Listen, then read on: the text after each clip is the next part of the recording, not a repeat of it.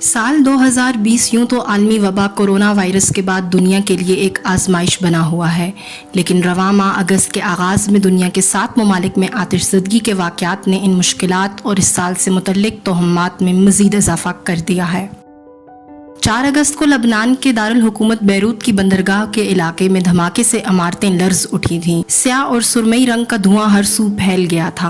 Beirut में होने वाले धमाके से अब तक 157 से ज़ायद अफराद हलाक और 5000 से ज़ायद ज़ख्मी हो चुके हैं। धमाका बैरूत की बंदरगाह पर हुआ था और इस बंदरगाह के करीबी इलाकों को भी शदीद नुकसान पहुंचा था, जिसका तखमीना तकरीबन $5 अरब लगाया जा रहा है। दूसरी जानिब 5 अगस्त को रात गए मुत्तहिदा अरब अमारात की रियासत अजमान के दारुल हुकूमत में सब्जियों और फलों की मार्केट में बड़े पैमाने पर आग भड़क उठी थी। ताहम किसी के जख्मी होने या हलाकत की कोई रिपोर्ट सामने नहीं आई।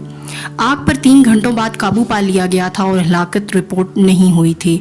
ख्याल रहे कि जिस सब्जी और फलों की मार्केट में आग लगी थी वो कोरोना वायरस से मुतल्लिक एहतियाती इक़दामात के बाइस गुज़श्ता 4 माह से बंद थी।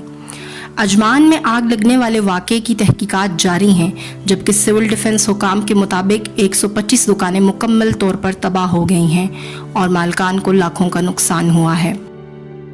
6 अगस्त को इराक के शहर नजफ में आतिशज़दगी के वाक़े की रिपोर्ट सामने आई थी।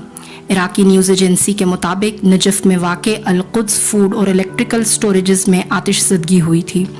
रिपोर्ट के मुताबिक इस वाक़े की तस्दीक के लिए इराकी न्यूज़ एजेंसी का बयान सामने नहीं आया और ना ही एजेंसी की वेबसाइट या किसी बड़े अरब न्यूज़ आउटलेट की जानिब से इसकी तस्दीक हुई है।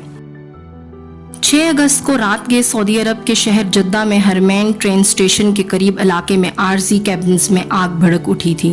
अरब न्यूज़ की रिपोर्ट के मुताबिक सऊदी अरब की सिविल डिफेंस ने बताया कि जद्दा के इलाके अल सुलेमानिया में लगी आग पर काबू पा लिया गया था। इस हवाले से सिविल डिफेंस के तर्जुमान ने बताया है कि जद्दा के इलाके अल सुलेमानिया में 1200 मुरब्बा गज पर मुश्तमिल आरजी कंट्रैक्टर ऑफिसेज में लगने वाली आग पर काबू पा लिया गया था।